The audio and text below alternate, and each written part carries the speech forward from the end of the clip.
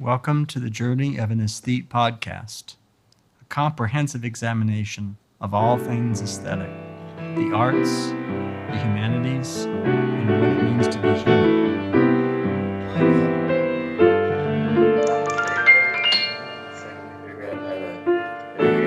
Sound good. Good, can you hear me?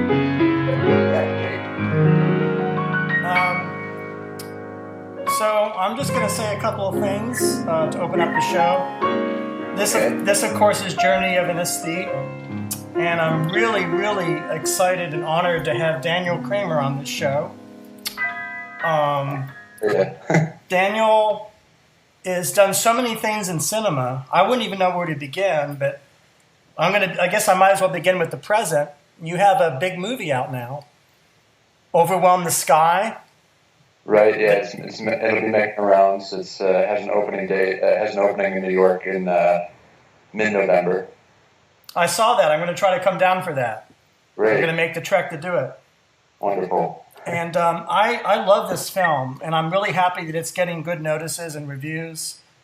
And it's quite an unusual film. I think there's a lot of things I could say about it, but it's an epic film about a man's journey, a spiritual crisis actually. It's very epic, and so there's a really beautiful visual dimension to this film. The way it's shot in black and white, and your hero Alexander Hero is your hero, your protagonist. Yeah. And then there's the people in his life.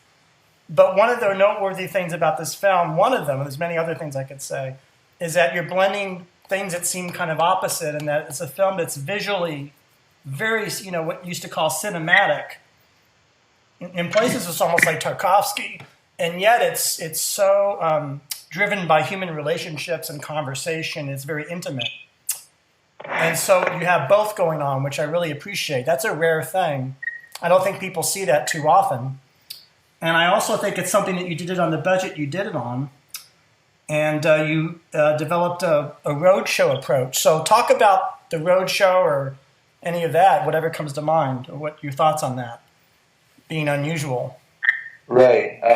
So first the roadshow aspect, I guess a lot of people have been approaching me, asking me if I got the idea through Quentin Tarantino's yeah. deploying of it, which is not the case at all. Yeah. He had to get to do it first on a much larger budget than what we had. I think he had like $100 million, or whatever budget for that. I grew up as a VHS collector, and there were these beautiful NGM UA two volume tape sets of that were gold foil stamped at the top. Mm-hmm. They were very they had a kind of a metallic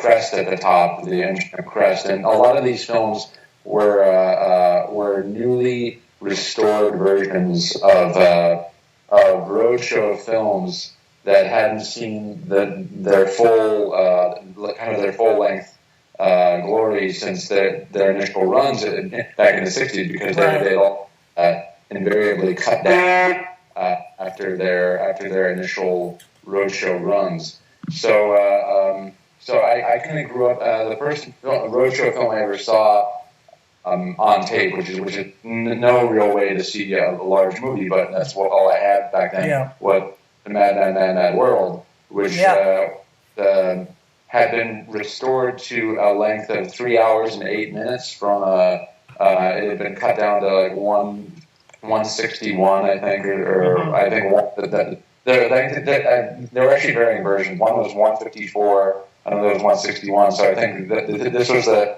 first time that version of film had appeared on any video format. So of course, 10-year-old or 11-year-old me, I'm watching this tape, and it has the overture tag at the beginning, or the bumper at the beginning.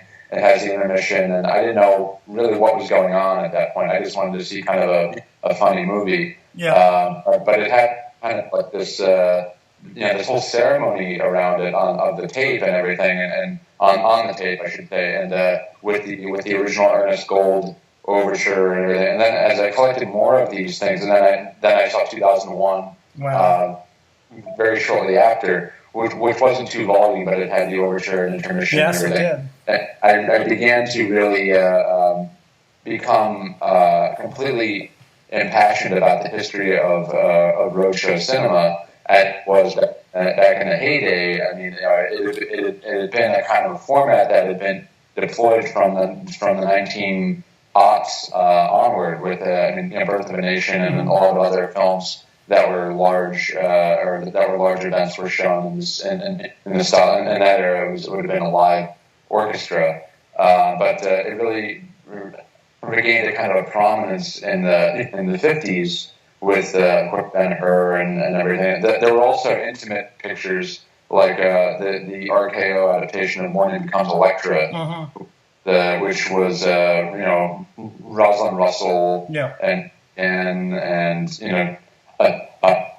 Bettina Paxton and all these great actors, Michael Redgrave, and but it was that being a very intimate picture, and also Investors of Our Lives also being equally so. So William Wyler, So I read pretty assiduously about the history of roadshows over the course of decades. So I made a pact with my vow that if I ever made a movie of length, that I would try this. Yes.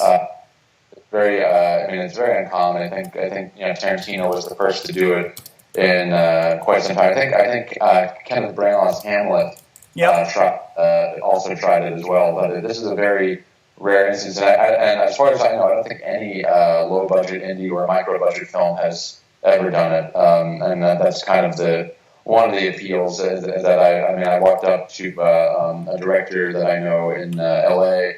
at an opening of a film months back. I could say his name. I'm sure he won't mind. His name is Randall Kleiser, who directed Grease. I love Randall Kleiser. Yeah. So I want to make time to talk about some of these filmmakers if we can, but go ahead. There's a lot to say about him. Yeah. I've known Randall for at least 10 years. Oh wow. We bump into each other at Henry Jaglom's parties and every once in a while, and he's a good guy. I did an interview with him a long time ago about his Nina Foch acting workshop series that he filmed. He filmed Nina Foch teaching her kind of legendary acting class. So I interviewed him about that around 2009 or so, I think, or 10. And when I bumped into him a few months back and we were catching up, I said, "Yeah, the Roadshow film, an epic that I'm unveiling soon." He's like, and I said, "It's also a micro budget indie." He's like, "I've never heard of such a thing." That's right. And I love Randall. He doesn't wear his emotions on his sleeve. He's not a very effusive kind of guy. But he reacted immediately to hearing this. Like, I've never heard of such a thing. I was like, yeah, I think we're the first to do it in this budget bracket. It's been very exciting. We had the premiere of the Roadshow edition premiere of the film on July 28th at the Roxy here in San Francisco, and it really went over very well. And there's a lot of enthusiasm. We had a pretty packed house.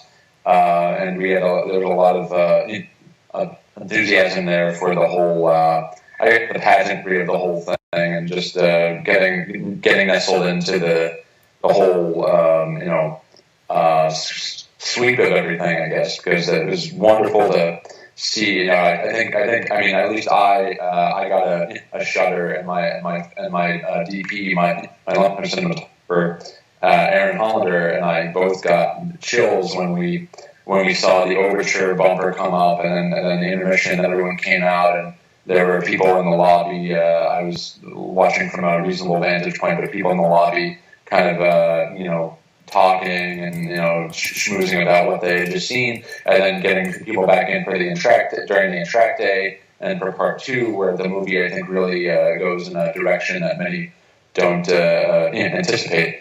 So it was just a very exciting thing to witness from our kind of shambling end of the budget bracket that we were able to pull this off is a real point of pride for me. It's a memory I'll always cherish, I think. Well, you should be proud because it's that good a movie. And and you mentioned intermissions. Do you want to mention something about your composer, Sure. Costas Dafnis? Is that how you pronounce it? Costas and I met.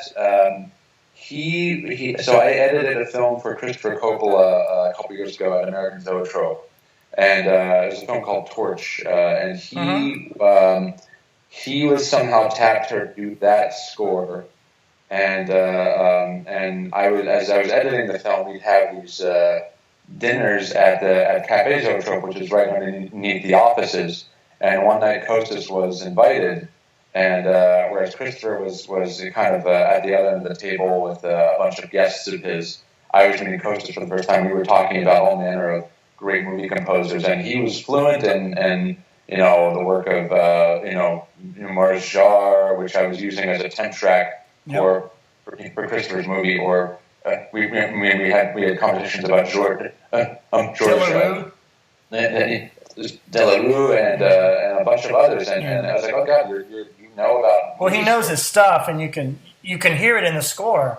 Right. Yeah. It's a really Eventually, we were looking for. I was originally going to bring on the composer brother of one of my actors, and then I talked to Costas more, and the whole idea of doing the roadshow format for him really captures imagination, and he was able to get access to an orchestra because each is at the San Francisco Conservatory of Music, so he was I can get an orchestra, we can do a good old fashioned epic movie score, and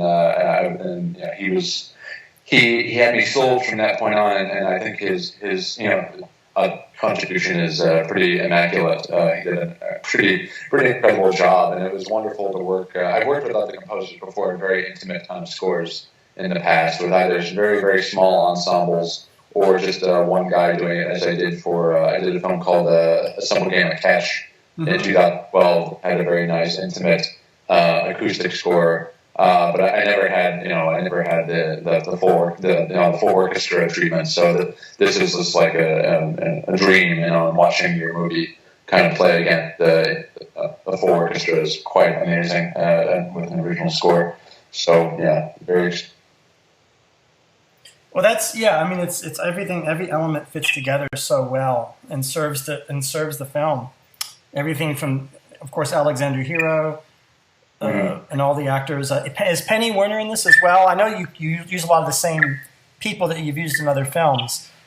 Yes, Penny plays the station manager, kind of the bitchy stage manager. Yeah. I'm sorry, the studio manager rather, and at the radio station.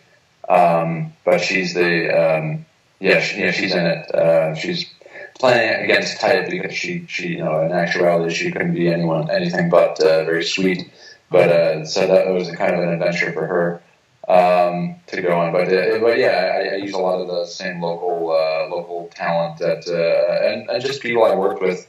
I've lived here in San Francisco for about 5 years, and before that I moved from New York. Okay. Then I lived in New York for nearly 7 years.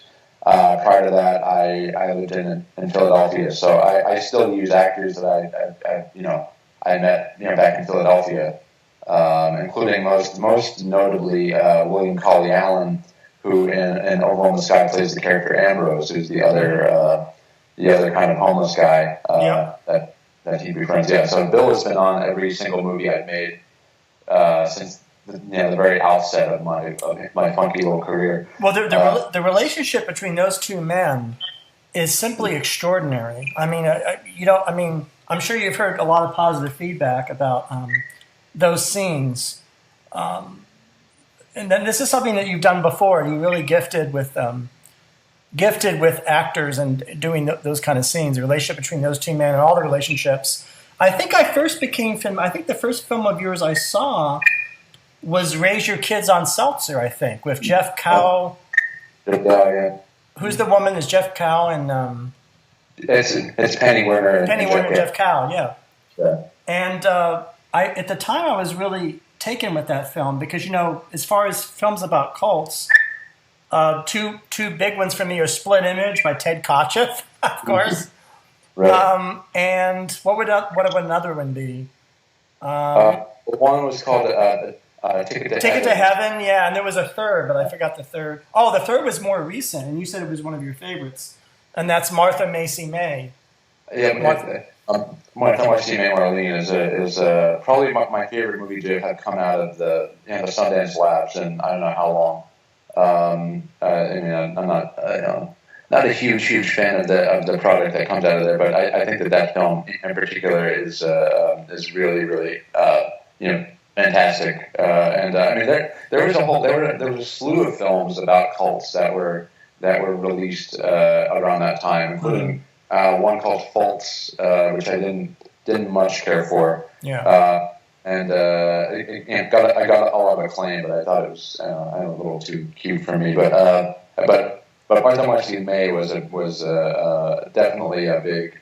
It was my favorite film of that year. Yes, but me too. Yeah, me too. Very much. I had also been. I mean, it's funny because recently I reread Bugliosi's Helter Skelter in light of the new Tarantino. So did I. I reread it too. Same thing. Oh yeah. Yeah. So that was the third time I read it, and because the first two times I read it cover to cover in succession when I was a teenager. So between that and Jonestown, which I was also very fascinated by, I think my parents were kind of wondering why I was so drawn to this kind of subject matter. But I mean, I just found the idea of cults so such an intriguing premise source for a film. But I wanted to do something a little different with the cult theme, and kind of talking about how we're programmed by the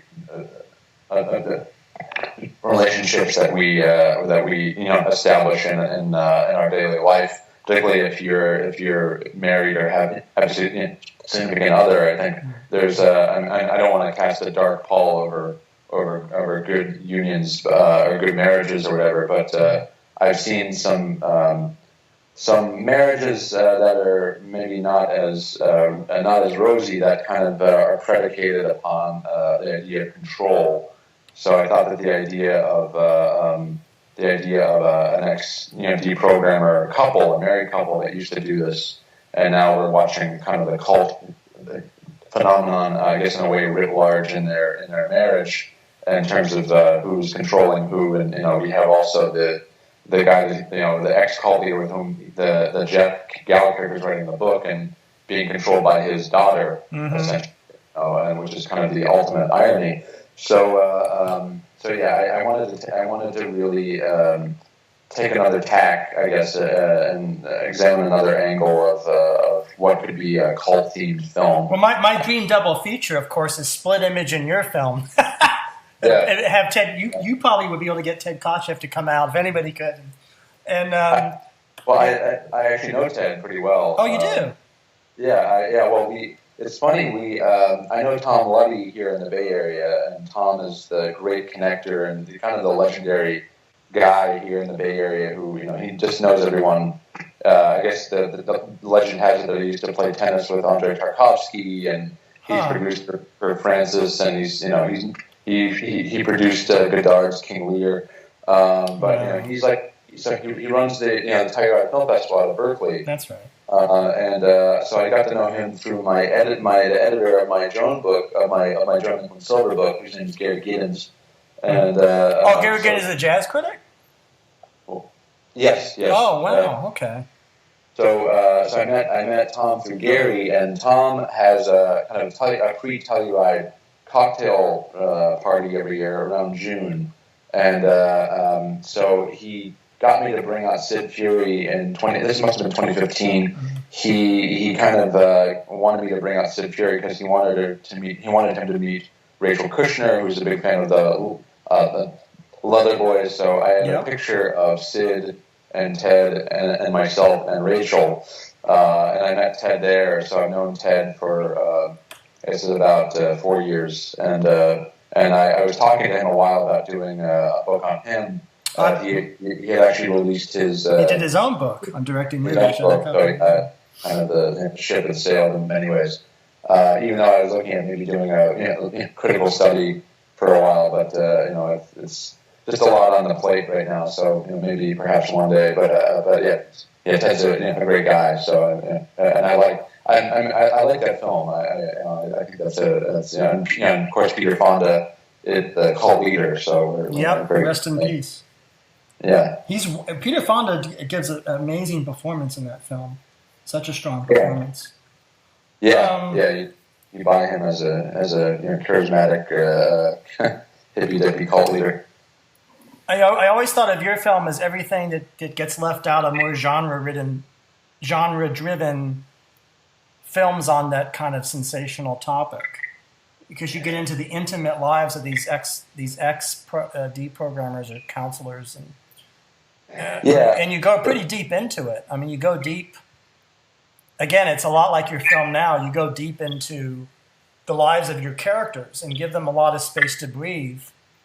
Mm-hmm. And I think that connects your work, of course, to obviously not just John Cassavetes, but I think currently, I guess Rob Nielsen, right, who you've edited for. Is this true? Yeah, I edited 2 films for Rob. I just saw him the other night, actually. We were at a party together.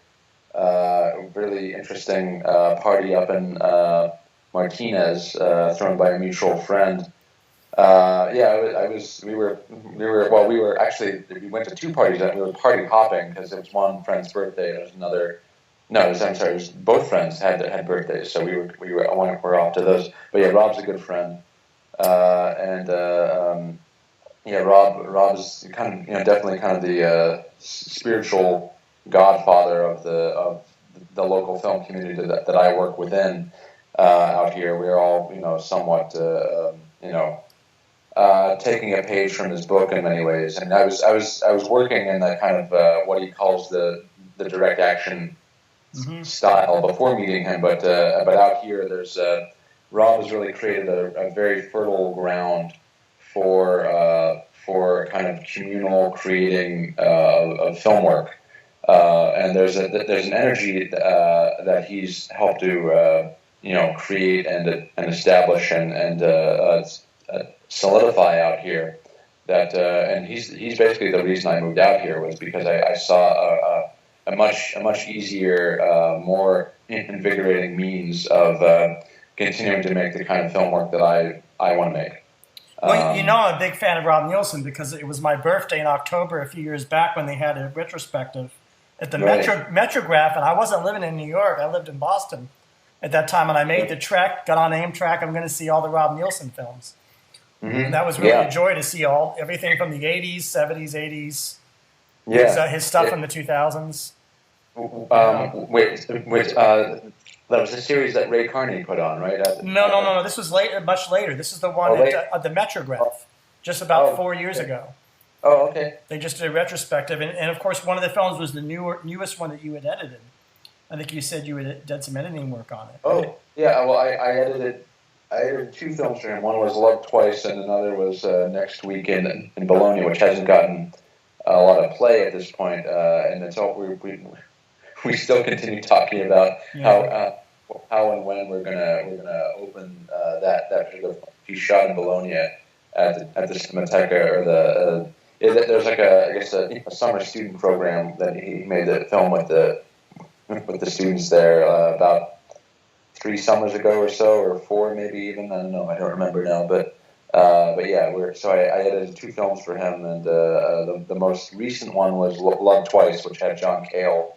It was John Cale and Carl Lumley were the 2, and Jeff Gow was another lead in it, who's in Raise Your Kids on Seltzer. Yeah, I want to go back again because just to spend a little more time on Overwhelm the Sky, because I failed to mention that it's based on a novel. Right. And when I finished watching it, I've watched this film twice, by the way, already. Watched your film twice at home, and far from ideal circumstances. Not a big screen or not a, it occurs to me that your ideas, and tell me if this is correct, your ideas about translating a novel to film are kind of similar to what Bresson was doing when he translated Dostoevsky. Is there a parallel there in how you work, or is that too? I don't know. I couldn't think of what, because this novel is by Charles Brown, right? Charles Brockden Brown, yeah. Yeah, from 1799. I have not read it, Memoirs of a Sleepwalker. But talk about the process of translating an obscure novel like this in a contemporary setting. Anything that comes to mind about that? Yeah, my brother, who's a scholar of antebellum literature, that was kind of his forte. He got his master's. I think he wrote his master's dissertation, but when he was going for his doctorate, he was really honed in on a focus on Charles Brockden Brown as a kind of the key figure in his dude in his study. So I lived in New York for a time when he also lived in New York. He lived in Queens. I lived Upper East Side. But we meet every now and then. And at one point, he told me, like, if you're looking for good movie material one day, I highly recommend Edgar Huntley or Memoirs of a Sleepwalker. And then, after much ado, he met my longtime cinematographer, Aaron Hollander, and we shared beers one day years ago now. And then that novel got brought up again, and Aaron knew of the novel and had a copy himself, because I guess Aaron comes from Philadelphia, and the novel is set there. So I guess he encountered it and everything. So cut to how many years later, I don't even know. The November 2016, and we were trying to figure out lots going on, and our plans were to make another project were kind of dashed by a number of different factors, and the political scene in America had shifted in a way that we found very very unencouraging. Yeah. To use a real to say the least, understatement. Yeah, to be incredibly euphemistic, but so we were trying to figure out, and his idea was to let's just make something, let's begin to shoot something. I mean, we're both out of work right now. I was waiting to do this, to cut this film at Zoetrope, which had been also postponed. And so we were just kind of at liberty at that point, and I looked in my backlog of potential projects, and then Edgar Huntley was on the list, and I was like, there were a couple scenes in that I could really imagine, doing some interesting things with staging for camera and for writing around, and so I was like, we can try that at least. I mean, we don't, I mean, at that point, it was even this vague notion of like, we don't have to finish it. We can just kind of maybe play around a bit. And I got back to Aaron, and I said, we're going to try to do Edgar Huntley. And he's like, "Why? You're kidding me." And I said, "No. Why do you think I'm kidding you?" He's like, "No, I was looking at that book on my shelf, and I was thinking like, it's about time that to adapt it as a screenplay myself." So it's not the first time that Aaron and I have been clairvoyantly linked, weirdly enough. It's just we're on this cosmic plane that just kind of we can read each other's minds, I think, occasionally, but we're very closely aligned. But we embarked on that, which is kind of an omen, I guess, in many ways. And we just kind of embarked on it, and we just kept on shooting over the course of a couple of years. And it's hard to make any movie, no matter how long, but it's really hard to make a 3-hour movie without kind of an army, a little army of willing, co-conspirators, as I say, who, no one ever complained. No one, it was kind of whenever I needed anyone or we needed anyone, they would show up. There would be no bellyache, and there'd be no kind of grand gambit to schedule everyone so perfectly. It was just kind of worked out. So again, it's a reminder of why I moved out here. It's just so wonderful to work within this ecosystem. It makes things easy and very and fun. And it's funny because I was listening to the John Jost interview that you did recently, and he was talking about I don't do a film if I don't think it'll be fun. Something like that, right? So he said fun. Yes, he said fun, and he also said ethical responsibility to his to the actors. Right. That he wants them to feel good about it, which is in addition, maybe it's connected to the fun, but also an additional criteria. Very interesting. Yeah. And you kind of I'm in this position. I work with I work with an outline, so I know basically there's a narrative arc that I'm following through to the end. But in a kind of on a more scene by scene basis, I let the actors go. And they basically know what their objective is for each individual scene and what they need to fulfill and where they need to go, and they have total freedom within those parameters to do that. So that's kind of my process. So we're talking about the actors feeling like they've done the best work that they can. I mean, it was just wonderful hearing at the recent Q&A how deeply they felt about the project and how connected they felt to me as a director. It was like it was wonderful. It's one of those dream Q&As. It's almost like you come back from the dead to hear your own eulogy.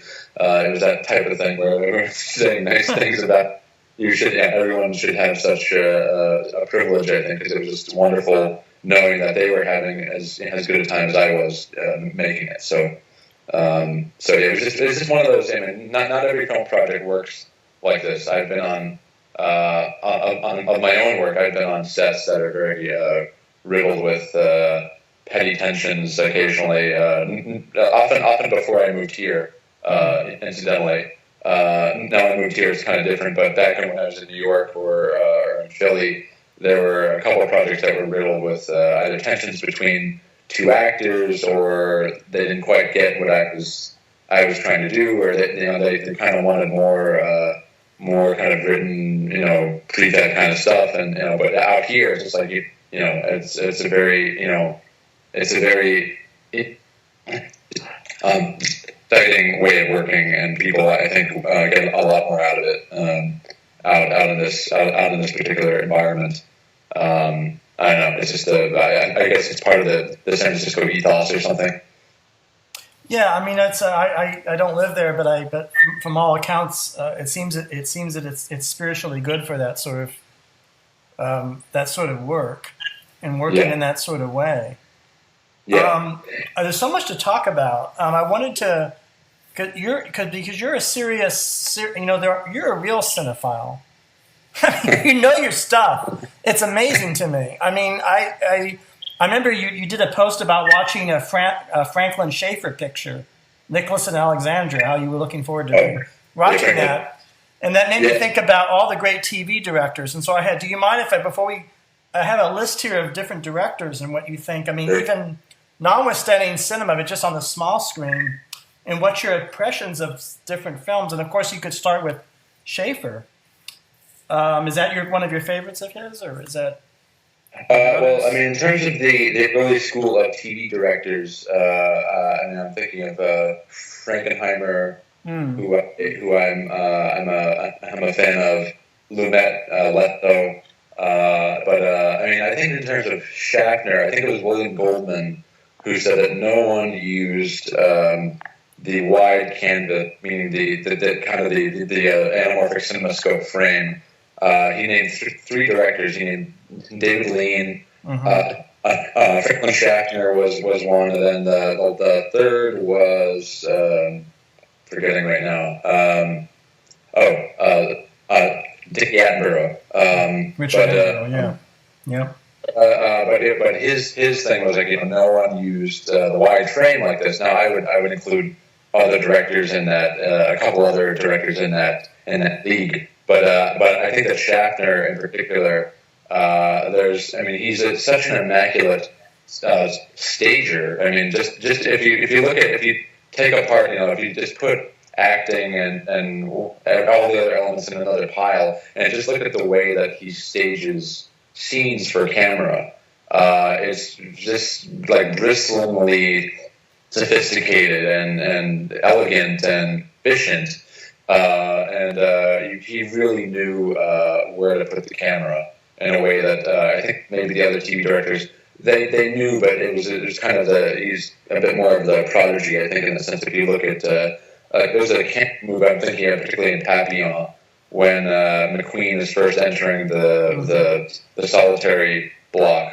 Yep. And the way it just raises and it's just this perfect kind of pirouette that it accomplishes so much within that one. It tells you all you need to know, but it's just so efficient and it's just so well executed that so in terms of Nicholas Alexandra, which I'm sure to most people is this kind of the Oscar bait movie of that day. It was a big St. Beagle event picture. It was a spectacle. It was a big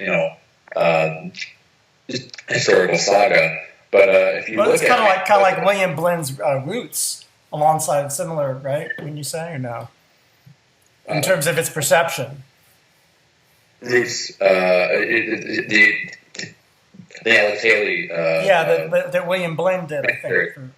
Yeah, well, I mean, you can really look at any big, you can look at like a Bronston picture with like El Cid or something.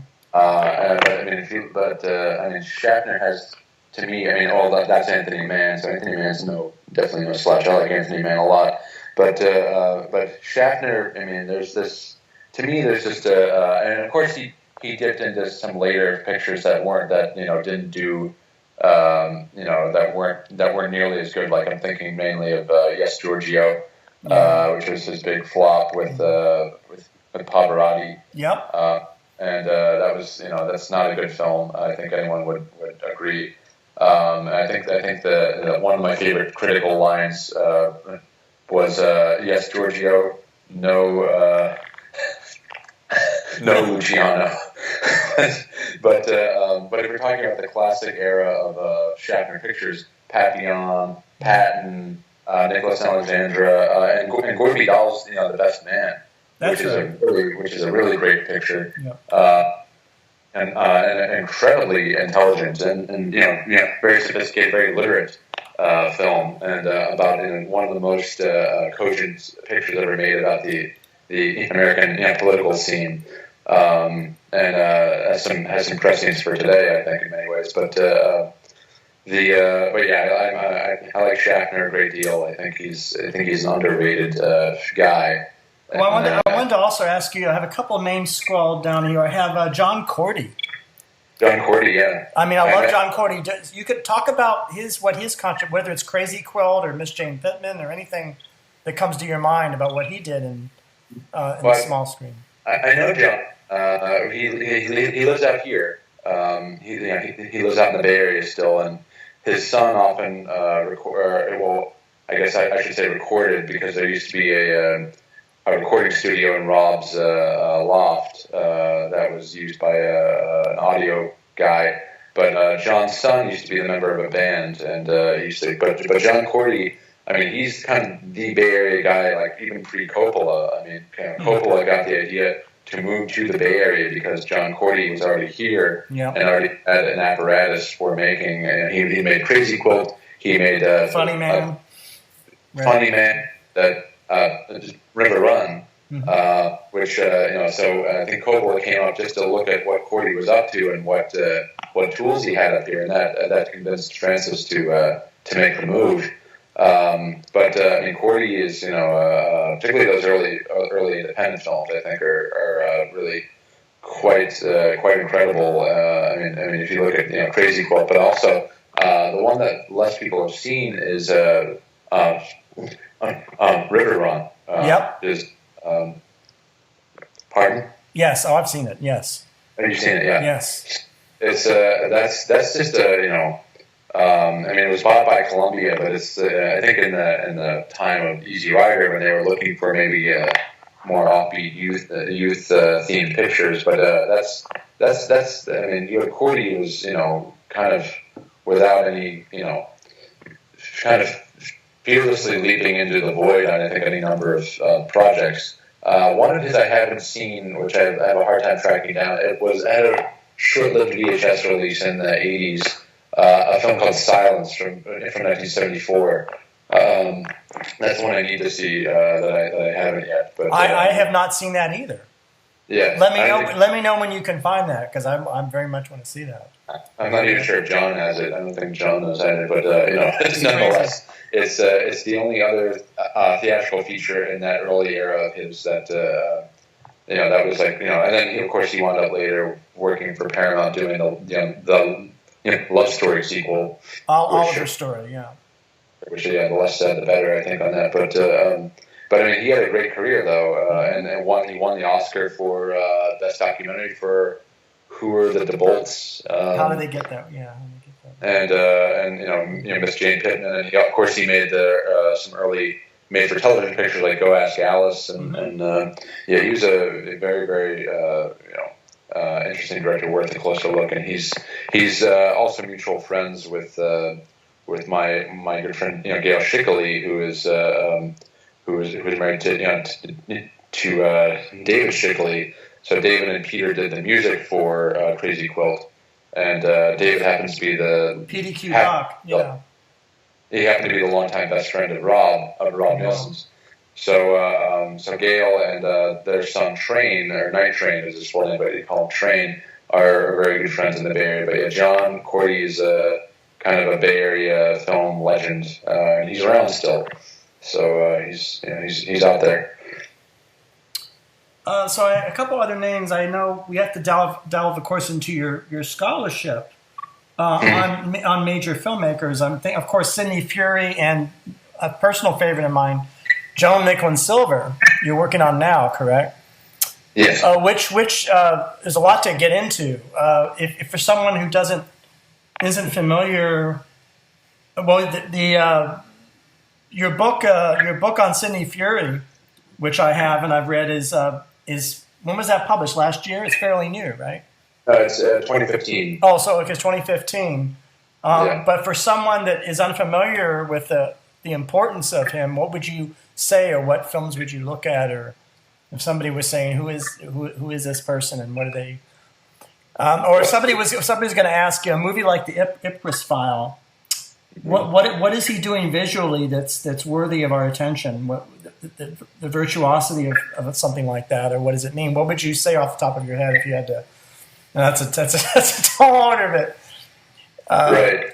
I mean, his work is a major reason behind why I pursued film as a career rather than just a long-term hobby. I began making my amateur, 12-year-old films with my cousins when I was from a very young age, and I saw Ipcress File. I must have been 11 or so, and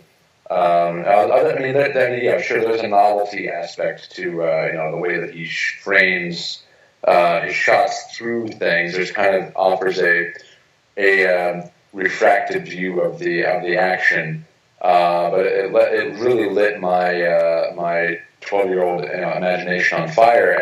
But looking at it now, and keep in mind at that point I was watching the film on a pan and scan VHS, so. It wasn't until I was around 20-some years old that I finally looked at the Ipcress File in proper widescreen, and basically I'm a big guy when it comes to how directors handle and depict screen space, and how that has kind of immeasurable impact on how an audience can perceive or even participate in some way, even in the action on screen, or they can feel, or you can kind of communicate kind of a more subconscious sense of in Ipcress file. There's use of voided space. There's a definite psychological calibrating that happens, I think, in Sid's movies, including the Leather Boys. I think is my favorite film by Sidney, and that's I think an incredible. I think that film is a masterpiece. Mm-hmm. But Ipcress File and the later films that we use at Paramount, I think Hit is very interesting in a kind of Hoxian sense. You have a kind of a ragtag group of misfit assassins, and like 2 hours of the movie is spent getting to know them as characters, and then basically the last 15 minutes or so of the film is kind of the action. The action comes in the end of the picture. Really incredible. I mean, no one it really is a Hoxian picture in that regard, and that you basically are made to sit with these individuals throughout the entire 2 hour runtime, and then the last, and it's a long film. It's like 2 hours and 15 minutes, I believe, is the runtime, and just kind of like if you'll pardon the expression, blows his load on the action in the last bit of it, and it's just it's an very unusual proposition for a genre piece, which is what it was originally fashioned as written by Alan Trustman, who wrote Tom's Crown Affair and Bullet and everything. But he spent so much time on the characters. But also, I mean, I'm a big fan of Sheila Levine's Dead Lady in New York. I am too, and I was really shocked to read your very comprehensive account of the production history of that film. I didn't know any of that. It's so interesting. That was no fun for I think anyone involved, but no one had a good time on that set. But I mean, you looking at the film, nowadays I can kind of look closely and say that was a Jeannie Berlin double, and here they're reusing a shot from the earlier scene, and they're basically cutting off of Roy Scheider in these pickups and everything. So now that I know that, I can kind of piece together. But looking at it for the first time, you wouldn't guess that there was anything amiss. But even the use of the staging and the screen space in that. I mean, you have these long takes that play out. I mean, I think the early long take with Roy Scheider and Jeannie Berlin and the Scheider character's apartment, it's all one shot. That's right. And that one shot lasts for 4 to 5 minutes. He kind of lets it run. It's this very, again, talking about elegance, you have a very kind of elegant composition that lets on more than it shows you up front, I guess. I mean, filmmaking like that was what, 74 or 73, that period. Yeah, it was released in early 75. 75. So that makes me think of Frank and Eleanor Perry. For some reason, maybe there's a Mad Housewife. Yeah. Or Play It As It Lays. There's a whole school of there was actually a series at Lincoln Center, I want to say back in 2012 or 13, that they called the Hollywood Jew Wave. That was the actual name of the series. Yeah. And about the rise of the Jewish leading man and woman in that time with Elliot Gould and Streisand and Hoffman and all these guys. So I know that that was programmed mostly by the critic who used to be at Variety, then moved to Amazon, and I'm blanking on his name right now. Scott Foundress? What? Is it Scott Foundress? No. No? Okay. I don't remember now. That's going to drive me nuts. But anyway, he programmed the series, and I remember talking to him at the time, and he told me that he tried to get Sheila Levine for the series, but Paramount didn't have a print source. All they had was the neg scan that was the source of the Amazon and iTunes version that's now out there, and people can purchase that. But yeah, there's no prints for that film that anyone knows about. So that's kind of the tragedy that we're dealing with in a lot of quarters. If we want to stay on Sidney Furie, you would talk about any other films, maybe his comedies, because he has a gift for comedy, I think, as well as, or you want to talk about Boys in Company C as an important war film? Oh yeah, which it is. Was the Full Metal Jacket, before Full Metal Jacket. I happen to think it's a superior movie. Yep. That's kind of my. I have to say that's my least favorite film of Mr. Kubrick's. But even so, I think Boys in Company C is a really it's a mixture of satire and there's a kind of it's infused with a kind of bold overarching satire, but there's also a kind of a sobering truth. Like there's a scene with Lee Ermey and Stan Shaw, which I think nowadays if you look at it, it's this what it's doing with conversation about race at that early point in the movie is I've never seen really another Hollywood film address race like that scene does. But I think it's a ballsy movie, and I think that's Sid's favorite of his own. Oh, that's interesting. There's also the Entity, which I recently did a commentary track on. I have not. I've been meaning to listen to that. I have not listened to that yet. I'll get to it. My apologies for that's a misunderstood film, right? Or that was a I think. Would you say? Was now it's built up a lot of acclaim over the years, and I think people have very much reevaluated it, including actually. I quote many authors, many female authors who are looking at the film from a renewed, feminist perspective, and they've also there's been a pretty large reevaluation of that film in those quarters as well. So I think its reputation has really skyrocketed. Also with the Peter Sherkowski short Outer Space. Which is included clips from the film, and also the Scorsese's inclusion of it on the list of his all-time scariest horror films. Like at number 4, I think, above The Shining and Psycho. So I think it has a good street credit nowadays. But I think at the time it was maybe too edgy to use a word. Yeah, well, I think maybe the movie may have gotten lost too. I think maybe people were more. Focused on Demon Seed. I don't know if you can make. Some films that have a superficially similar narrative.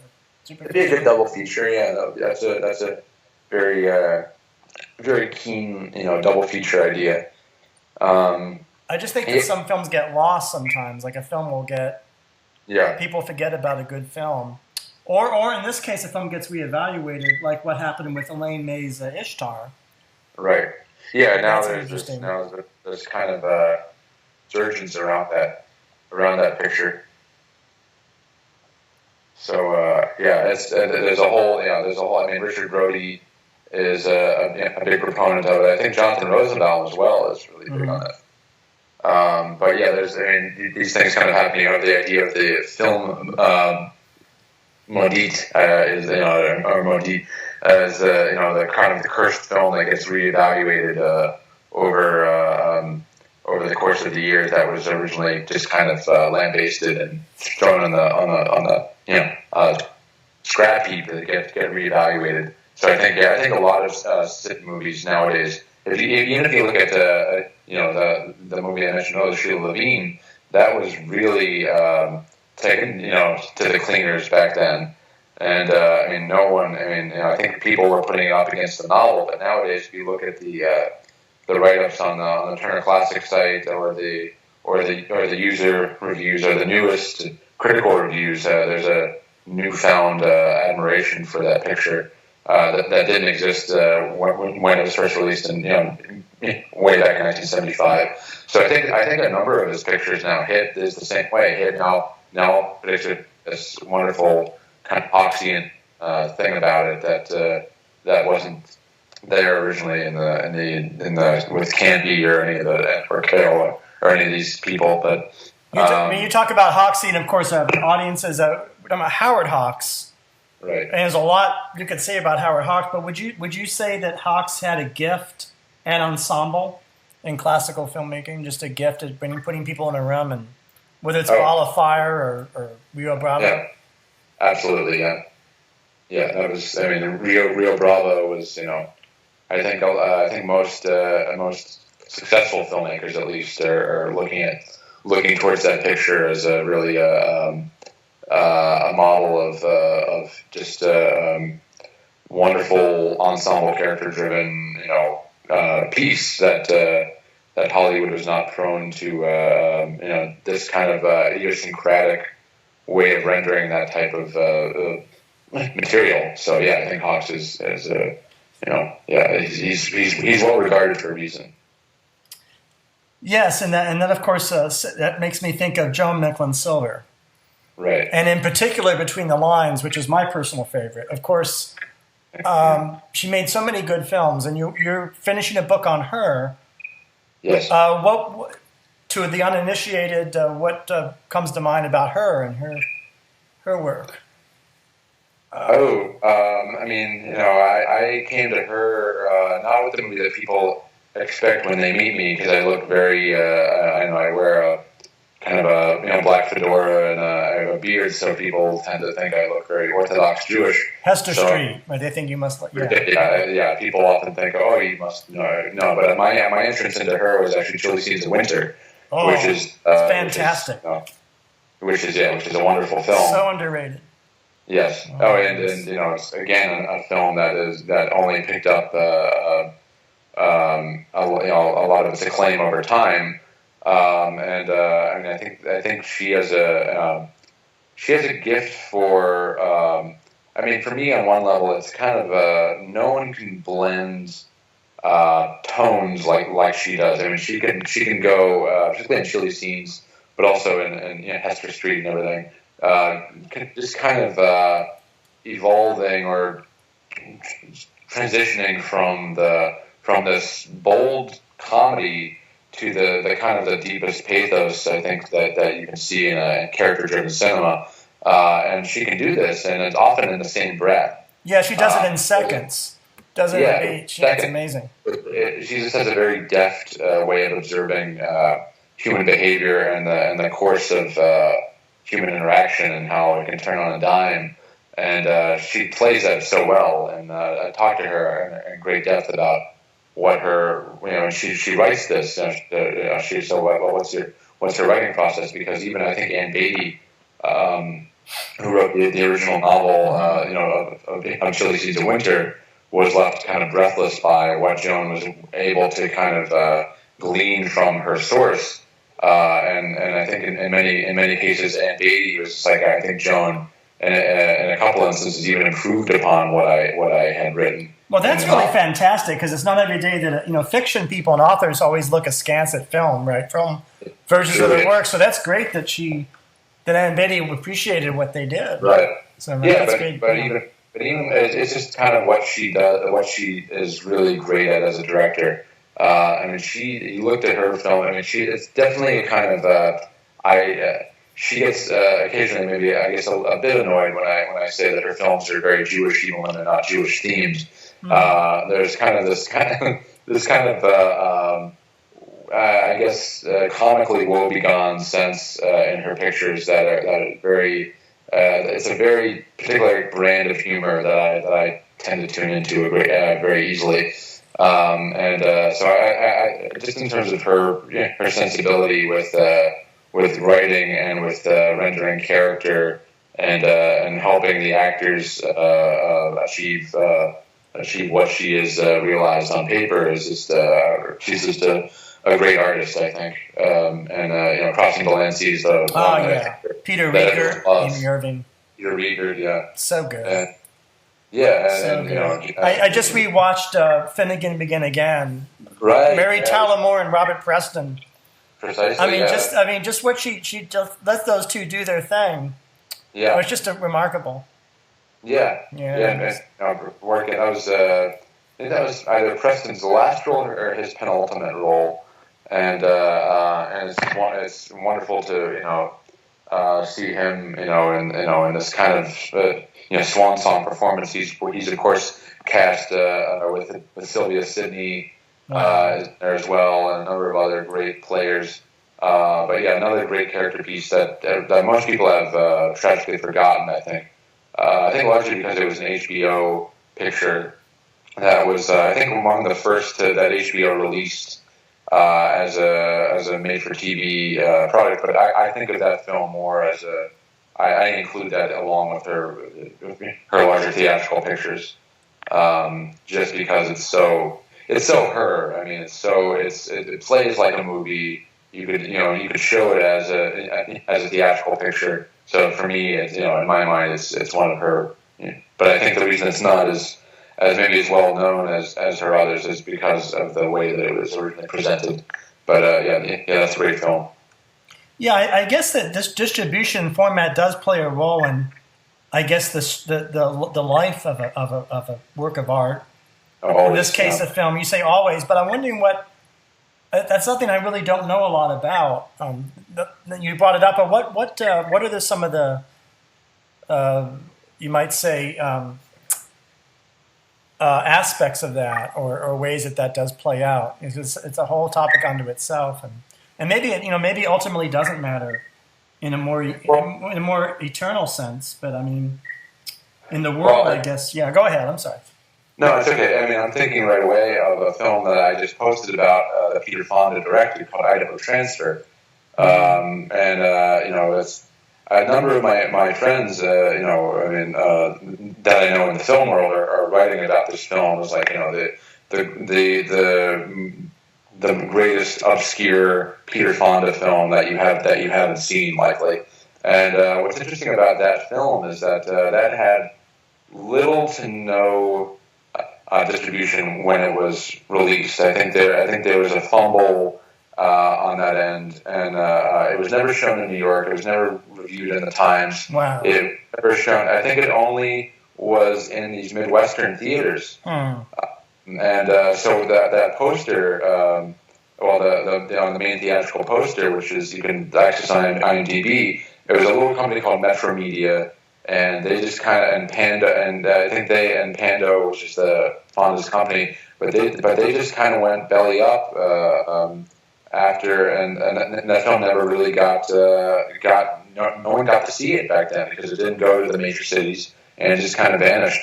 So now the outcome of that has translated into that the film has this appeal among cultists as, like I said, as the great obscure Peter Fonda film that you haven't seen.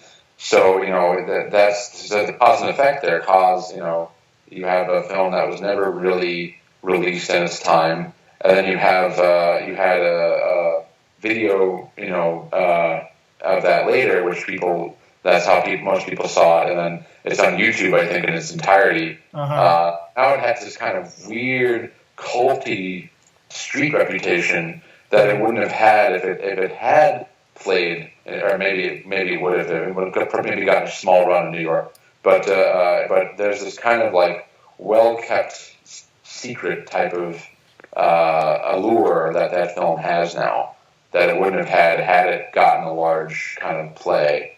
And I think that's with any film is that how it gets originally shown will and ultimately, I mean, you had if we were talking about Ishtar, I mean that I think or even Heaven's Gate, I mean that those both got really big rollouts, and I think as a result of the budgetary excesses at the time, they were kind of scandalous items. But nowadays, people can look at it now. Now it's the film that you think but you don't know. Which Heaven's Gate, when it was finally got the New York Film Festival new unveiling a couple of years ago, what happened was interesting in that, Heaven's Gate, people knew it by this, even just by the name, Heaven's Gate. I mean, you had Waterworld being called Kevin's Gate, and it was this kind of catchword for a flop movie. And then you had the New York Film Festival, unveiling with the new, remaster and everything. And you had people all of a sudden saying, like, this is actually a really, really beautiful, interesting movie. And of course, the opinion is very much divided still in that picture. But yeah, you had, so that cause and effect of that is that, okay, you had this huge, monumental, legendary flop, and everyone knows this title as being synonymous with failure. Yeah. But yet no one has seen it. No one's really sat through the 4 hours of Heaven's Gate or whatever it is. And then now years later, what happens is, oh wait, we know all about this film and the legend and the kind of the lack thereof or whatever behind it, or the kind of the and now it's like the film you haven't seen but you heard about. So that that always cause and effect. I think it's no matter an original rollout is always going to somehow impact the way the film gets perceived and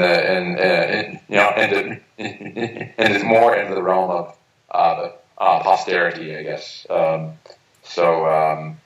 we think of it now. So now Heaven's Gate in the wake of that is the paramount example, or the quintessential example, I should say, of a movie that was a flop in its original run, but now has this somehow controversial, possibly great movie reputation. Kind of interesting if you look at the kind of the shelf life and the how a film's reputation can evolve over time, and how the film can in some ways as well. Sometimes people just aren't ready to look at movies until they are ready. Right, I guess until they are ready. They're ready, and until maybe they're yeah.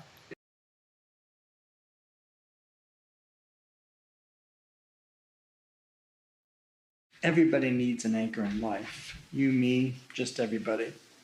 Anchor made this whole show possible. I'm immensely grateful to them.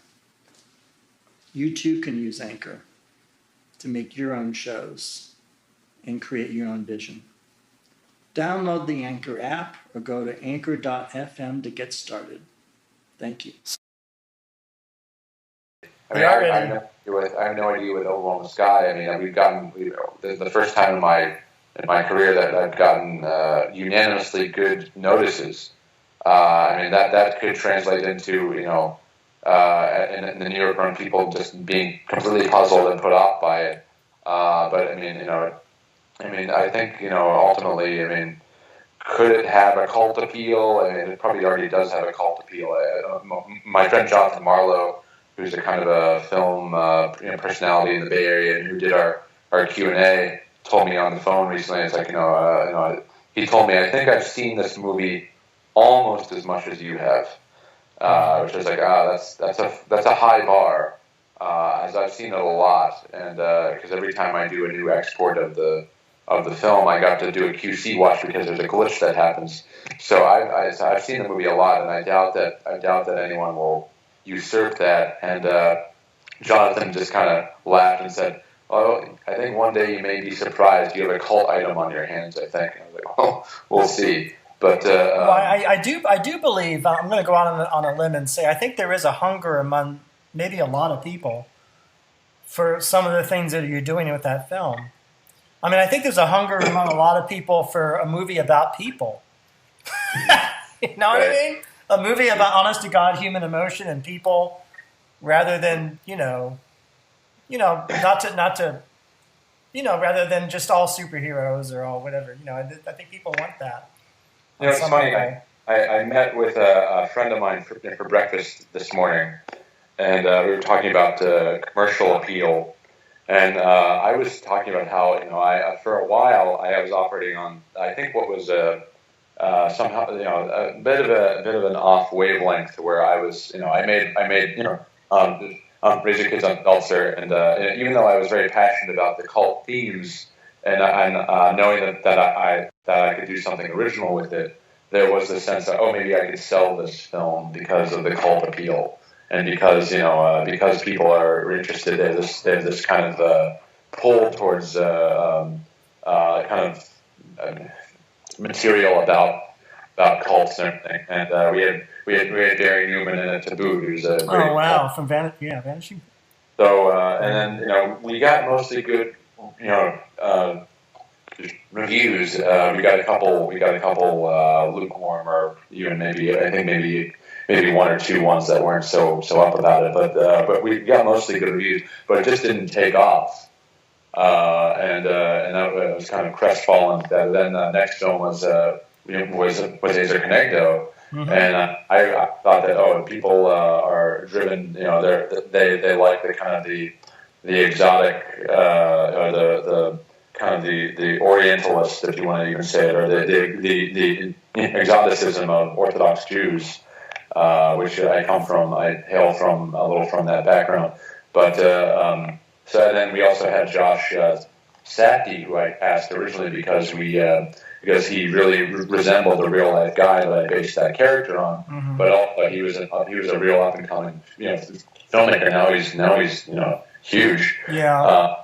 And that film got mostly average or bad reviews, and that every day it was I'd wake up to another one that would just write it off, and that was really difficult. So I think by the time I got to Overwhelm The Sky, I was like, fuck it, I'm just gonna this is just gonna be what it is. It's gonna be this weird movie that I make for myself, and it's gonna be black. Okay, we're gonna do black and white. Okay, it's gonna be 3 hours. I guess that's the way it's gonna have to be. And maybe no one will watch it, but at least I know I'm doing it. And then the ironic is, and I was telling my friend this morning, this is the one that takes off. This is kind of surreal. That we're doing the best with this, that where I had no commercial aspirations and nothing even remotely on my mind along the lines of like, well, can I get this out there and make this get seen? It wasn't even on my mind. It wasn't on my radar. So the fact that this is the one that's doing the best out of all the films I made is kind of surreal. But I also think I think for all of us, but I think at the same time, it's the film that I'm the proudest of so far. I think that the day is going to eventually come, and I've been to so many screenings of it that I had to either make sure that it begins okay, and then go out for 3 hours of beers or something. But for right now though, I haven't really gotten that tired of looking at it, because I love watching our ensemble, and I love just kind of reliving the whole that massive experience of making it over the course of 2 years was it remains a very fond memory. So I think that kind of computed into a kind of unexpected success, and without even having the commercial aspirations, somehow it worked out for us. Where I didn't have any preconceived notions about how I was going to sell it, which is always this kind of pervasive state when you're a filmmaker, or with most filmmakers, you want to be true to yourself and true to what you want to do, but you also want the movie to be seen in some way by as many people as you can get it out to, and sometimes that can be a challenge. So, and I think John, Mr. Jost, talked about that recently with you. Yes. It's you're always in this in between state, particularly in the U.S. where where there's much more of a market with a capital M here than maybe in other places.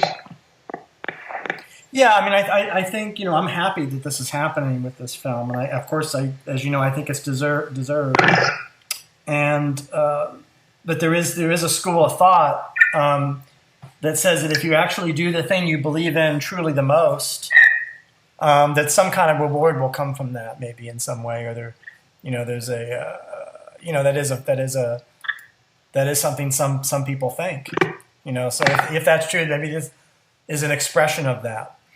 Yeah, I think that's kind of the way it's the way things are playing, because there are things that are going on with this film that I'm kind of chomping at the bit because I can't announce them officially yet. But no, it's just, we're living it out here. Everyone who took part in the movie kind of knows what the way things are going, and what the upcoming news is, and we're just beside ourselves. It's just, so I think the ultimate expression is, and something I've learned in the process is to put everything into just doing the best work that you can, and I guess at least for the moment, or when you're in it, leaving these kind of machinations about all the shit, all the things that film schools kind of try to drill into you, kind of forsaking that at least for a time, and just just concentrating on being truthful and the expression of that self, and without thinking of the market as this boogeyman that's going to talk you away from that, I guess, right? So that's something I've had a new outlook on after this film. Well, I think that there's so much to your career. We didn't get into archiving. So for an audience member that doesn't really know what an archivist does or what that means in terms of cinema or film or television or any of it, what would you say to them that you do when you archive, when we work in archival? What would you say about that, or what comes to mind first that you're particularly proud of, something you've saved or protected, or? Well, when I work in a lab here in San Francisco, I'm very blessed, and I walk to work every day, or I work on Tuesday through Friday, so I have a 4-day work week, which is fantastic, and I walk to work, and it's about a 10-minute walk, and I'm at the lab, and and basically I'm the first guy to get the work on the film at the bench. So we get all manner of collections, or we get professional shorts and feature films. We get family collections of home movies. We get things that people have dug up from God knows where. So I'm the first to kind of get it on the bench, roll it out, kind of see what we're dealing with, because prior to putting anything through our machines, what happens is in order to make a digital high quality digital file, is that we have to kind of see what's in there, and if there's any damage that I have to repair before then we hand clean the film with it's a chemical called encyclopedic, which is a film cleaner. So we do that with a mask, with an air mask, kind of like a gas mask, and gloves, and we hand clean the film all the way from tail to head, and so I get to repair if there are tears, if there's perf damage. We try to address those issues right away, and then we clean it, and then ultimately we get it to the point where it's safe to be put through our machines, and we can do 2K and 4K scans. I believe the Kineta, which is designed by Jeff Kreiner. Jeff Kreiner is great. Yeah, Kreiner. Yeah, so he designed a film scanner called the Kineta, so you can basically put everything under the sun into this thing. We can't do 70, but you can do 35 on there. You can do you can do 9.5, which is an antiquated format. You can do there's also 17.5, which is also antiquated. But all these, you can do any format essentially on Jeff's machine, and make high quality scans of these things. So I deal with neg, I deal with positive, do work prints occasionally as well. But I mean, it's all manner of material. And I've had my personal film restoration projects that I kind of brought in and kind of championed, and in the midst of a couple right now, including we're working on the full coat mag sound elements for Overwhelm The Sky, Down, which is the film, the other feature made by Manifest, which is the collective that was behind Rob Nielsen's Northern Lights. That's right. So we're helping Steve Wax and Gene Core, get those. We're working mostly with the sound elements, I guess, at this point. But well, thank you immensely, because that's one I have not seen, and so if this means I'm going to be able to finally see that, that's good. I'm trying to. I really wanted to connect Steve and Gene with milestones, and I know Dennis Doros, because he was about to work with us on. I also helped to restore Sid Furie's sophomore film, "Cool Sound from Hell," which premiered at TIFF back in 2016. So I'm hoping that Over Under will see some type of theatrical re-release, because it didn't really get out there as it should at its outset. It played on a public television series called Visions, which is basically it was a television venue for independent pictures or independent motion pictures. It was run by Sonia Schulberg, who now runs Indie Collect, which is a great consortium of American independence. But another good film that was shown originally in Visions, which I tend to really toot the horn for, is Taxi by Edward Folger, which you can get as a made to order disc on Amazon. But I highly recommend that film, and Over Under was part of that Vision series, and it played at a couple of film festivals, and it just kind of dropped off the map. It's Robert Vajaro is the lead actor, and it's a picture of, I guess, takes place in an automobile. I think it's an automobile factory, but it's kind of like blue collar, kind of the mill, or like assembly line, and there's a. So is it like blue collar? Or is it more like Finally Got the News? It's more. It seems a lot like blue collar. Okay. It's a depiction of a factory life, because you have kind of rising racial tensions in the factory. It's a really kind of unflinching portrait of the American labor force, and it's a character piece with Vajaro in the lead as a guy who wants to break into the minors. I don't know baseball that well, but break into the minors or go and get. But I guess essentially forward his baseball career, his amateur baseball career. But that's kind of incidental to his home life, where he's with his family. He has a wife and 2 kids, and they're just kind of eking out a living and pulling down a paycheck. So that's a very good film, and hopefully that'll get a new shot of life, and it'll come onto the scene again, and maybe get a run. Hoping so. Anyway, I think it's a really, really timely piece of American independent cinema. And I also recently restored an old kinescope scene sampler from the original Salminio production of Fortunate Men's Eyes. Wow. Which starred a very young Don Johnson. Mm-hmm. And it had a couple of the cast members that were in the film adaptation, most notably Michael Greer.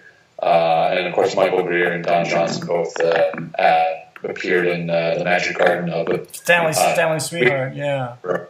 Which my friend actually got. He owns probably the last remaining print of that film, so he got that restored. We meet every now and then kind of our counterculture film club. We have a little lodge meeting, whenever I can get to New York. So I just saw Jared and Sean. So yeah, so a couple other projects too. We actually also restored Rob's first two films, which is The Country Mouse and a film about Otto Preminger called Otto, which he shot on the set of Judy Moon. So which is a little very amusing 6-minute short, very kind of tongue-in-cheek portrait of Otto. So we worked on those, and so that's basically what I do. That's quite a job. Yeah. I have another name written down here. I know that you are interested in the work of Henry Jaglom. Yes. So what would you want to say to the audience about Henry Jaglom? I know you're quite familiar with his films. Well, Henry I've known for going years, I want to say, and I tend to look at kind of post Cassavetes who did the most for improvisational cinema. It's the perfect storm of Nielsen, Jost, and Jaglom. So I'm privileged to say that I know all three of them. I probably know John the least. We went out for 2 nights of beers when he was last in the Bay Area, and we tend to chat online a great deal. And I got to see a recent film that he's editing right now. But I've known Henry for about 15 years. I've known Rob for maybe about 8 years, they're both they're all I look up to them a great deal because I'm trying to they vary in process, I guess, and in terms of how they achieve what they achieve with this type of how they direct these improvisations, and what they really look for. And their films are even though they're all they're made within this kind of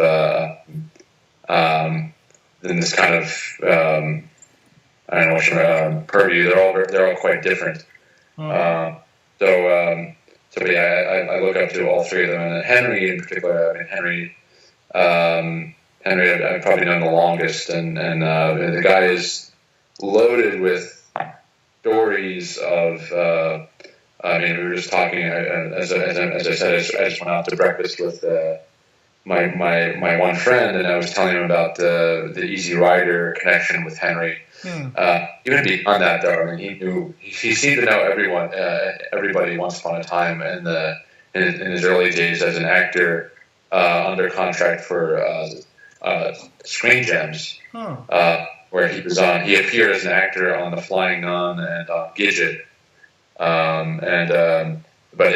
He was around. So he was around with BBS. Of course, was his entryway as a director, and just continued getting made his very unique, idiosyncratic pictures, which it's any filmmaker's dream to go through life doing that. I think, including myself. So I think I look up to. And John has been able to do it, and Rob has been able to do it. So they've been able to lead somewhat charmed lives, I think, making the films that they want to make, how they want to make them. So there's nothing more that I can aspire to than that, I think. Well, one of the things I admire about you is your diversity of appreciation and understanding. You're talking about Joss and Jaglom on the one hand, but you're also talking about Nicholas and Alexandra and Randy Kleiser's Summer Lovers or Blue Lagoon on the other, and I think that's important. I think these days people tend to put themselves in a box and only want to do one kind of thing or understand one kind of thing, and I think you defy those boundaries a lot. I was just hanging with Rob, as I mentioned the other day, because we went to these two parties together on Saturday, and he mentioned the fact that you're up on independent film and the type of films that I make and John, he mentioned Joseph Jaglin, but you're also you pull from Hollywood. It's like, well, and I told Rob, well, I know the kind of films I want to make, which are the kind that you and John and Henry make, but I think that inspiration can come from most anywhere. Even I mean, I watch occasionally movies that I know are maybe not the best and the brightest, but occasionally you get the weirdest ideas that will stem from the occasional dip into that type of material. It's like, either like an interesting way to stage a scene, which remains very important to me. You can basically intrigue people by something very simple that you do when you're trying to stage a scene. I find that's fascinating. Talk about first of all, talk more about staging a scene and what that means to you, and also talk about an unlikely source or something where you learn something from maybe it's a big budgeted picture or something that was very famous or not, or just say more about that, about what that is. That might be the biggest question you've asked so far, because it's such a wide net of references and there's so much I could say, but to choose the right thing to say. Let's see. So in terms of staging, it's just the sense, like there's being. I mean, so I tend to. One of my favorite directors is a French Canadian named Claude Zoetrope. Mm-hmm. And Claude, of course, I never met him because he died in '86. But I know a friend of his, one of his closest friends was one of his actors, Saul Rubinek, and Saul and I have known each other for a little while. But Saul's told me about Claude and everything, and how there was kind of a need for what he called poetic efficiency. Huh. Doing a great deal with something so simple yet so just so brilliantly huge. Like Bergman was able to do this, and I remember my first film mentor, Paul Silbert, talking about, and incidentally, I'll say that my new film, Overwhelm The Sky, is dedicated to Paul. Yeah. Because he died actually shortly before we went into production.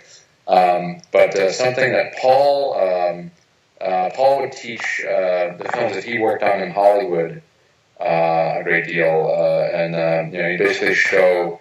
I mean, he worked on Prince of Tides. He worked on a lot. One for the Cuckoo's Nest. Kramer versus Kramer. He won the Oscar for Heaven Can Wait, the Warren Beatty. Mm-hmm. So he would show a lot of those, and then he would show there's a doc called Ingmar Bergman Makes a Movie, mm-hmm. And he would also show the opening scene from his favorite Bergman film, which was actually Sawdust and Tinsel, and he would basically talk about how Bergman staged scene. It's a manner and a method that would elude most Hollywood, or most of the Hollywood directors with whom he had worked, because it was so simple and seemingly not elaborate, but said more than any elaborate setup could do, I guess. So I mean, I have to illustrate this in visuals, so it's hard to. It's kind of this ineffable thing of having to talk about these things, but there's I'm always looking for, like for instance, like you saw Overwhelm The Sky. One of the opening scenes is in the radio booth at the radio station, And a couple critics have wrote about this shot of kind of aiming up from the ground on a very low angle shot and using the edge of the table. Yep. To kind of entrap Eddie and to also separate him from this kind of petty bullshit of the two people arguing behind him about some bit of red tape or whatever with like I think they're talking about leave the sponsor report on my desk, and he's so far removed from that. So I mean, when we got that shot up, I wasn't sure if we could maybe amplify that anymore, and I didn't want the shot to call too much attention to itself, although I guess it kind of did. If people are writing about it, then Yeah. But that might be a good thing. That might be the very thing that you want. I mean, I can tell you that I remember that scene.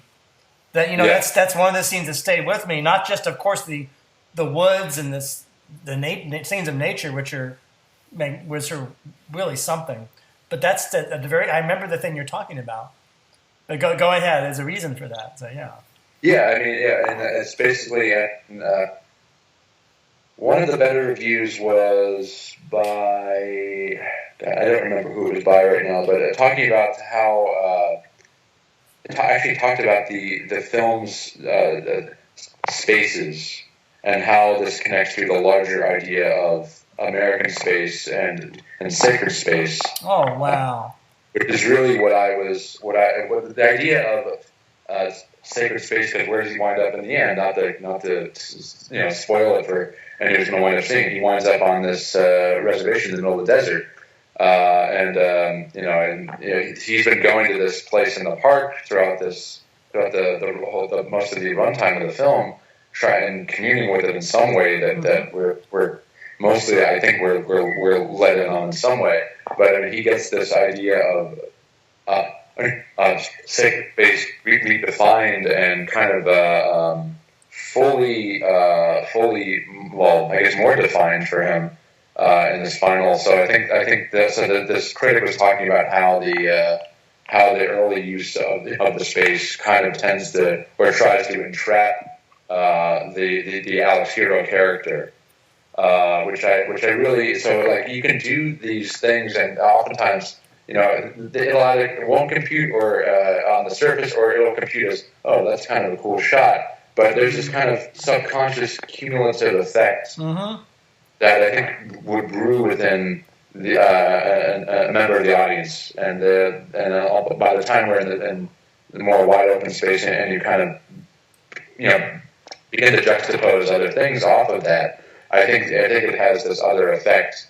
So I think that the directors who are the best with camera staging are often the most successful in calibrating an emotional effect for the audience of some manner or some way.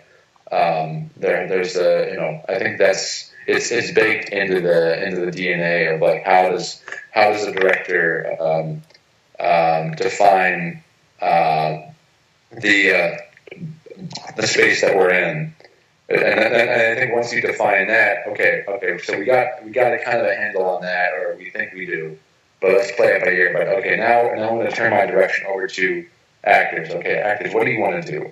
Okay, so where do you want to wind up? And then what interesting to me watching what Sid Furie does is that when I watched him direct, he'll call the actors into the set for what he says is a little rehearsal.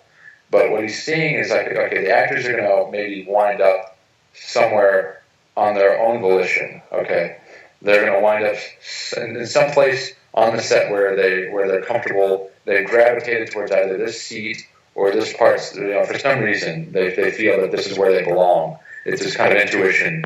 Okay, so he watches that, and then he tries to match the ambition of the written scene with where they wind up, or where they place themselves, where they have chosen to wind up, and an actual just like being there, being present. So I thought that was very intriguing. So so you get a handle on where you are, and then ultimately you're getting a handle on what you are and what you're doing by seeing kind of which way the wind is blowing in this kind of grand metaphorical sense, and then you hone it in, and then you work off the kind of the if you want to call them bullet points or whatever, you work off why you're there. You work off the why ultimately. But the idea, and another quote by Claude Dutra is if you I tend to lean very harshly against practice like storyboarding. Don't like them at all. Well, I actually refused to do them when I was in film school. And I was willing even to take a failing grade because I was like, you're messing with my process. Even that early on, I didn't want nothing to do with them. So they actually they gave me another exercise to do in lieu of that. But, I mean, you're at least you're in good company because I'm sure you know that Pialat refuses the students a storyboard. Yeah, I think he threw out the storyboards. Yeah, I would also prohibit it. I think it's a very destructive thing, and I've seen directors who are dogmatic about that, and they will pigeonhole themselves and trap themselves. And the whole thing about that is, as I was about to quote Claude Dutra again, he said that if you wish to have your vision realized, it might very well get realized. If you wish to have your vision transcended, it might never get realized, but it might become something more. That means you have to cast aside all your pretenses to the winds and just let things happen. And I think that the best directors that I've seen work allow for that. And those that I think are too tense, they're too in their own head, they're too they're just kind of too locked in. They kind of fence themselves in. I find that those scenes wind up feeling a little dead at final analysis. So I think I like seeing directors who are open. I think Altman is wow. And Altman is so interesting that way.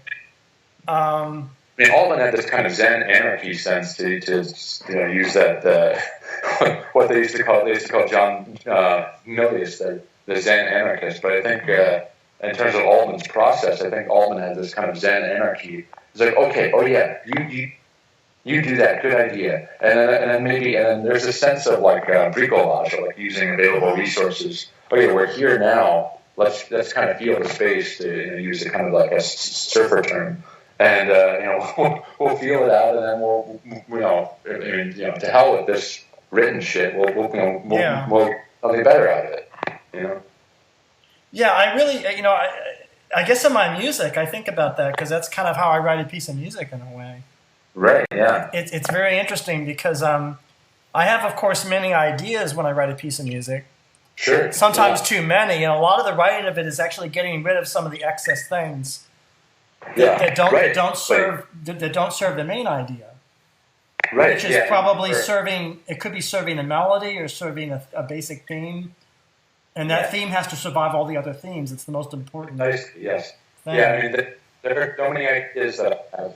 Yeah. I mean, I'm sorry to interrupt. There's so many ideas I have for a given scene or film project or whatever that I occasionally never get to realize. And I think there's I think of that Woody Allen thing where he's like, I've been writing this joke about the Goldberg variations into every one of my movies for the last 8 movies, and I've always cut it out because it's never fit in. So you always have these kind of preconceptions or ulterior things that you want to try to squeeze in, but sometimes it's just not in the jello. It's not in the makeup. So you just kind of go along the way. Then so there are many things that I couldn't If I had fit everything into Overwhelm The Sky, it would have been 5 hours, and nobody wouldn't want to watch it. But yeah, you kind of have to know what needs to go and what's kind of integral in some way, and how that, and have a kind of a general sense of how it might fit in. But just kind of listening to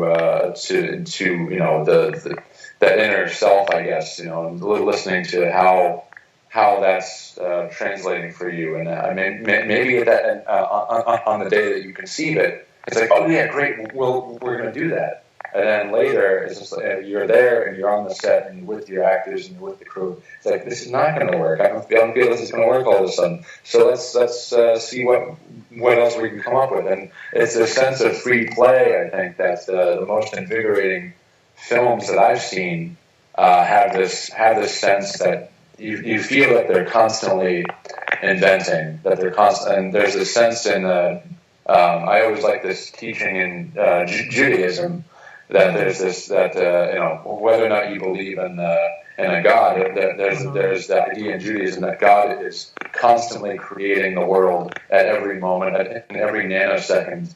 There's a creation and a recreation and a recreation, that every moment is being created in that. So that translating that to film, as I said, whether or not you're a deist or whatever, I think there's a sense that a creative artist has to have, a filmmaker has to have, of creating a reality or a world or whatever, a moment at every single moment, as opposed to just kind of. I think oftentimes it becomes prefab in a way that I think that I find bland personally. I don't like when I feel that everything's been too preconceived. I mean, that's great to hear you talk about that, because I always suspected, I know only a little bit about your biography, but I know that you are observant and you're in your faith, and I know you were going to be a rabbi at one point, right? And then you've gone through many changes and many. That's its own story. But I sort of sense that that's in your work, that your films reflect for lack of a better word, a spiritual focus. Or attention. I certainly see that in Overwhelm The Sky. Yeah, I've seen that in everything you've done, but I know that surely plays a role, right?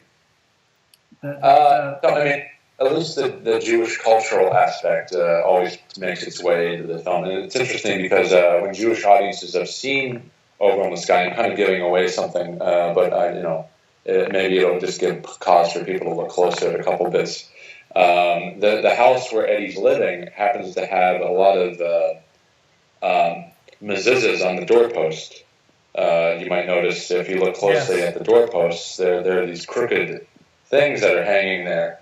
So then later when Eddie wakes up next to the stream, you'll notice that there's a carved rock there. And the carved rock has a certain thing on that carved into it that is that recalls those earlier scenes in the house. And normally this is, kind of a mezuzah is the guardian, or looks after the happens by what's inscribed on these doorposts.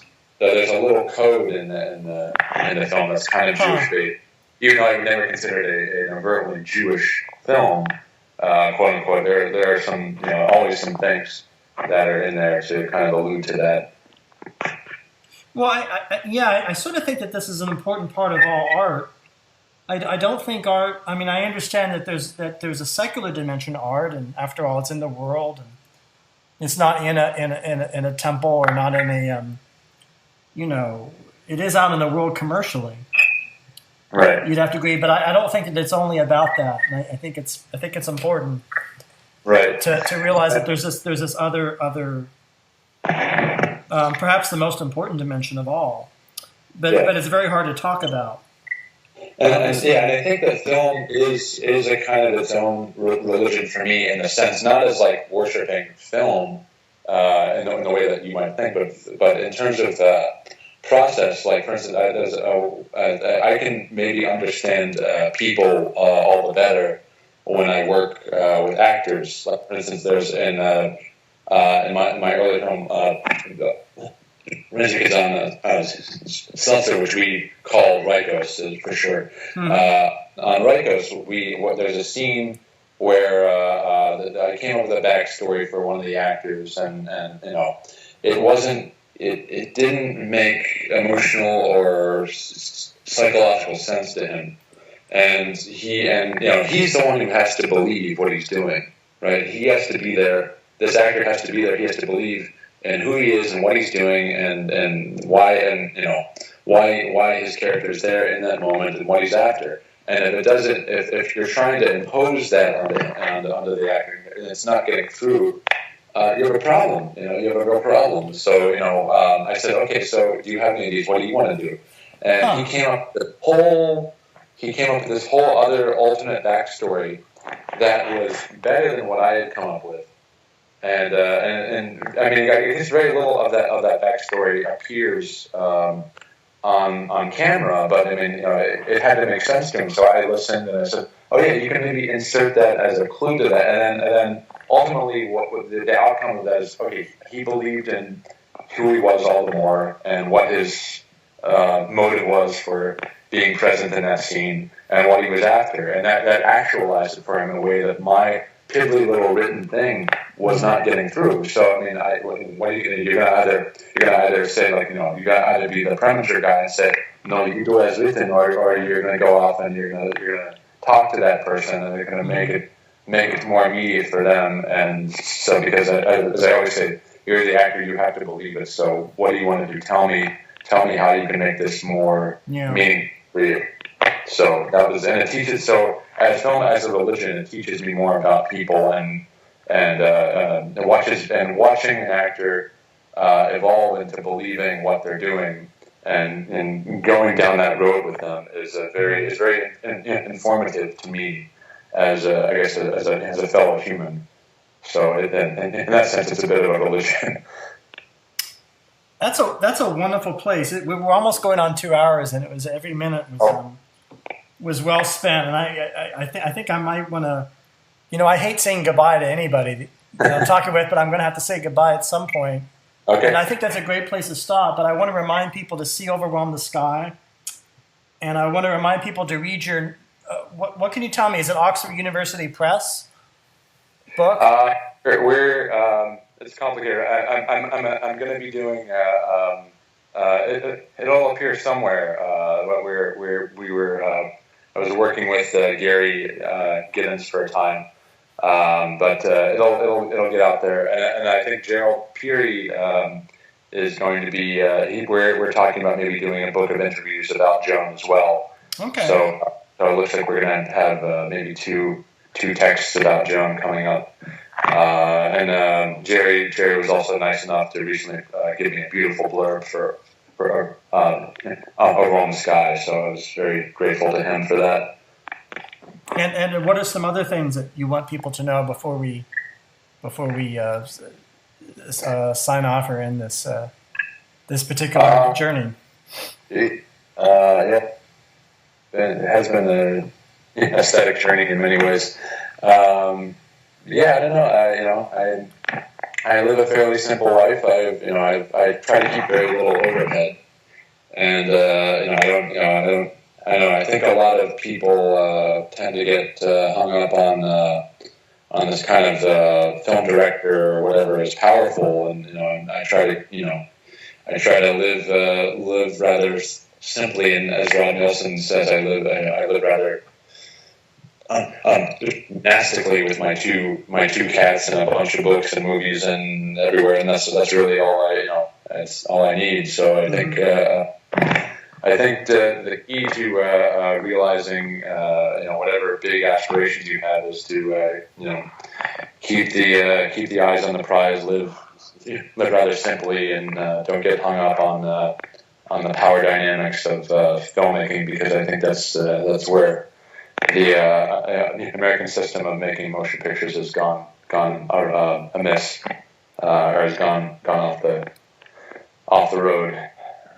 So yeah, that's my advice, and to be true to yourself, and don't think about the boogeyman that calls itself the market, because if you make a film for the market, then you're somehow betraying the most important aspect of your work. Well, that's a great thing to end with, to say. Thank you so much, Daniel, for being on this show, and for your time, and for doing the work that you're doing and making this and other films and editing and scholarship and all of it. So thank you very much. Thank you. It was fun. Talk to you soon. Bye-bye. Talk to you soon. Bye.